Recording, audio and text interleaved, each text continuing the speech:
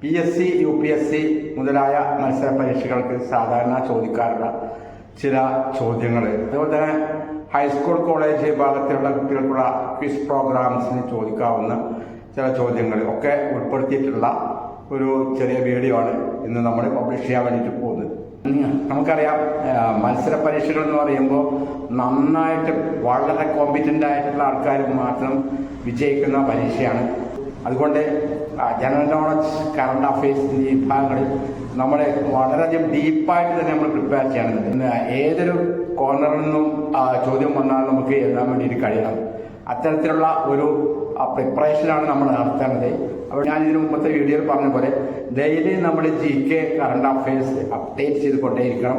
പത്രമാസികകൾ വായിച്ചുകൊണ്ടും internet source ഉപയോഗിച്ച് കിട്ടുന്ന informations collect ചെയ്തുകൊണ്ട് നമ്മൾ ഒരു ഡയറി പോലെ ഡെയിലി നമ്മൾ അപ്ഡേറ്റ് ചെയ്തിട്ട് പുതിയ പുതിയ കാര്യങ്ങൾ ഒരു നോട്ട്ബുക്കിൽ ഒരു പാഡിൽ നമ്മൾ കുറിച്ച് വെച്ചുകൊണ്ട് നമ്മൾ അത് ദിവസവും നമ്മൾ അത് വായിക്കുകയും അത് മനസ്സിലേക്ക് കൊണ്ടുവരികയും പ്രാക്ടീസ് ചെയ്യുകയും വേണം. പ്രാക്ടീസ് മേക്സ് മാൻ പെർഫെക്റ്റ് എന്നുള്ളതാണല്ലോ. അപ്പോൾ അത്തരത്തിൽ പ്രിപ്പറേഷൻ നടത്തുക. എല്ലാവർക്കും വിജയം ഉറപ്പാണ്. നിങ്ങൾ ഏത് മത്സര പരീക്ഷയ്ക്ക് എഴുതുകയാണെങ്കിലും അതിലെല്ലാം ഉന്നത വിജയം ആശംസിച്ചുകൊണ്ട് നമുക്ക് വീഡിയോയിൽ കിടക്കാം. ഓക്കെ, നമുക്ക് തുടങ്ങാം. ഒന്നാമത്തെ ക്വസ്റ്റ്യൻ, ലോകത്തിലെ ആദ്യത്തെ സോളാർ വിമാനത്താവളം എവിടെയാണെന്ന്?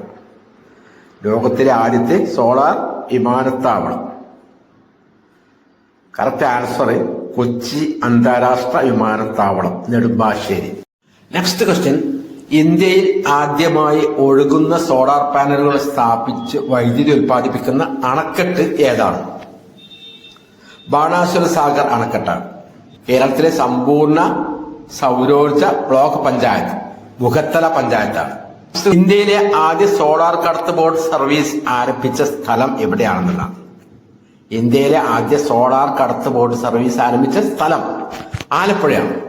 PSC, UPSC മുതലായ മത്സര പരീക്ഷാർത്ഥികൾക്ക് ഉപകാരപ്രദമായ ചില അബ്രിവിയേഷൻസും അതിന്റെ ഫുൾ ഫോമുമാണ്. ഒന്നാമതായിട്ട് RCCയുടെ ഫുള്ള് റീജിയണൽ ക്യാൻസർ സെന്റർ ആണ്, ട്രിവാൻഡ്രത്താണ്. രണ്ടാമത് NABARD national bank for agriculture and rural development. അടുത്തത് INST ആണ്, institute of nano science and technology റിസർച്ചിന് വേണ്ടിയുള്ളതാണ്. അടുത്തത് TRAI ആണ്, telecom regulatory authority of India. കൂട്ടുകാരെ, ഇതുപോലുള്ള ഇൻഫോർമേറ്റീവ് ആയിട്ടുള്ള വീഡിയോസായിട്ട് വീണ്ടും കാണാം. നിങ്ങൾക്ക് ഈ വീഡിയോ ഇഷ്ടപ്പെട്ടെങ്കിൽ ലൈക്ക് ചെയ്യുക, കമന്റ് ചെയ്യുക, ഷെയർ ചെയ്യുക. ഇതുപോലെയുള്ള ഇൻഫോർമേറ്റീവ് ആയിട്ടുള്ള വീഡിയോസ് കാണാൻ വേണ്ടിയിട്ട് എൻ്റെ യൂട്യൂബ് ചാനൽ സബ്സ്ക്രൈബ് ചെയ്യാനും മറക്കരുത്. എല്ലാവർക്കും ഉന്നത വിജയങ്ങൾ ആശംസിച്ചോളൂ. Okay, thank you, all the best. ജയ് ഹിന്ദ്.